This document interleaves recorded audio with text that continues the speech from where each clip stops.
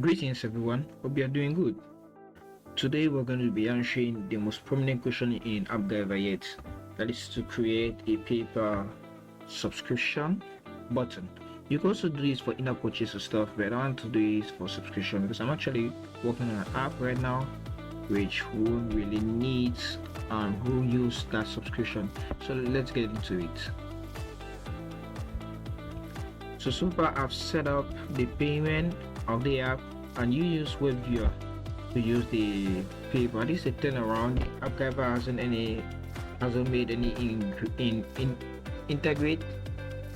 made any embedded plugins or extensions or logic for this. So this is a turnaround, and if you want to wait for Appgyver to create something like payment system, they're gonna wait a long while. Oh well, you can come here. So you create a WebView, that is by coming to the component market. Once you install, you come over here, look for WebView, drag and drop. Then over here, instead of writing URL, you just come and paste the HTML content here. So I tried out and it works. I even tried out to like use some JavaScript over here where the script and it also works to generate an alert. So now what you also need is to of course have a PayPal account. So you go and log into your PayPal account, create a business account, something like that. Once you set up and stuff, it's actually a cool video. I'll link in the description how to set up a payment account and do all of that. This video right here, link in the description. It's a cool guy. Don't forget to like.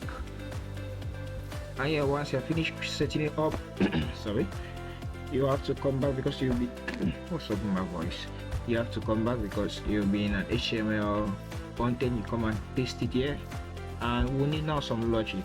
So now for the logic, I haven't set up anything yet. I'm still figuring it out, and I've set myself a challenge to be able to make this app work before the 25th.